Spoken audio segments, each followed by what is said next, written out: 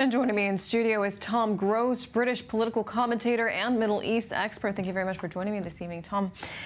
The centre-left Labour Party in Britain won a very good majority in this election, ending the right-wing party's 14-year rule. How did they do it?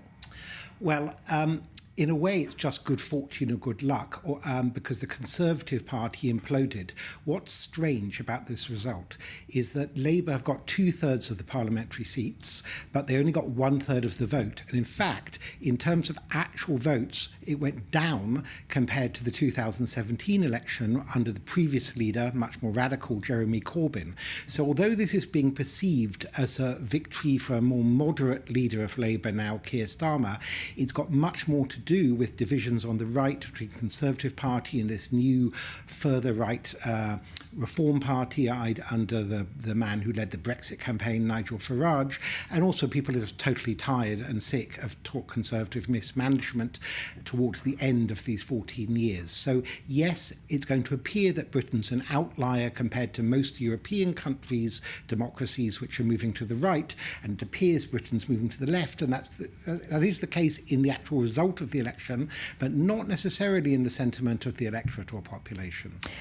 Who is Keir Starmer, and what will a Great Britain under his leadership look like, or at least what does he hope it'll look like? Well, that's the big question, because he's deliberately kept it a bit vague in order to attract as many votes as he can. He has positioned himself as a moderate. He took over immediately. There's an incredibly quick handover of power in Britain. You know, the election, people were still voting less than 24 hours ago, and already he's Prime Minister. He gave an initial speech saying he was going to represent the entire nation, not just the people who voted for him. He is a lawyer. He was the Director of Public Prosecutions. I think he's 61 or 62 years old. He is an atheist, but his wife is of Jewish origin, and they actually keep a kind of let's call it Shabbat light. They have a Friday night family meal, and they keep some of the other holidays. So Starmer himself is an atheist and not of Jewish origin, but his wife is proudly of Jewish origin. I think even she has relatives in Israel. When he was young, he was a hard leftist, a Trotskyite, but by now he's definitely moved to a much more centrist position.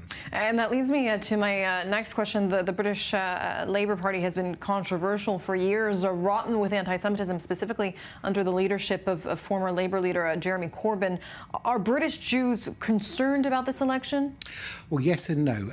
Starmer made a huge effort to rid the party of anti-Semites. He expelled all kinds of people, including the former party leader Corbyn, who incidentally was re-elected as an independent last night. So Starmer's done a lot to try and rid the party of anti-Semitism. On the other hand, British Jews and others are concerned. You have 4 new members of Parliament who battled against Labour, specifically on a Muslim pro-Gaza platform. So although this is a British election for British government, they had Palestinian flags and they took on Labour specifically on the issue of Gaza. There are other members of Parliament for Labour who seem as much, if not more, concerned about, I would call it protecting Hamas, not protecting the Palestinian population, because they have posters of Haniyeh and so on, the Hamas leader. They seem more concerned with Palestinian issues than British issues, and I think this is a potentially dangerous trend in Britain and maybe in other European countries too, where you have a kind of sectarian Muslim voting bloc. And I want to put into context, to remind people, the outgoing Prime Minister of this morning, Rishi Sunak, in Britain was a Hindu. We have many Hindus in Britain. There's no Hindu voting bloc. There's no Jewish voting bloc or Irish Catholic voting bloc. So people are quite concerned that there should be a kind of politically Islamic voting bloc taking foreign issues, in this case Gaza, to put over and above British issues. You mentioned the war in Gaza being a hot topic, even in British elections across the sea. I want to ask you, what is Starmer's stance on Israel and British foreign policy as a whole? Well, in the run-up to the election, he has tried to avoid foreign policy, or he's tried to avoid being different than the outgoing Conservative government.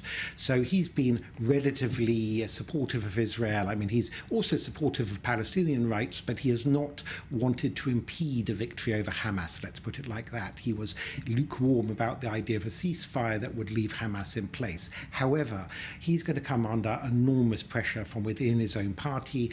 Already he's appointed cabinet ministers. His new justice minister, who is of Pakistani origin, has already been photographed this evening on British websites with Palestinian flags and so on, and she's the new British justice minister. There is a huge feeling on the British left, as there is in the left in America, Canada and elsewhere, for putting Palestine as an issue above, let's say, other human rights or sociological political issues. It's kind of become an almost religious mission to be pro-Gaza, and it's particularly strange in Britain because the people doing it of Pakistani and Bangladeshi origin are not doing it about Kashmir, which is another contentious issue, and many of them have family origins in or near Kashmir, but they seem more interested in Gaza than they are in, I don't know, the Uyghurs in China or Rohingya Muslims in Burma or Kashmir, as I said. All right, Tom Gross, it'll certainly be interesting to see how this election affects the relationship between the UK and Israel. Thank you very much for your insight this evening. You're welcome.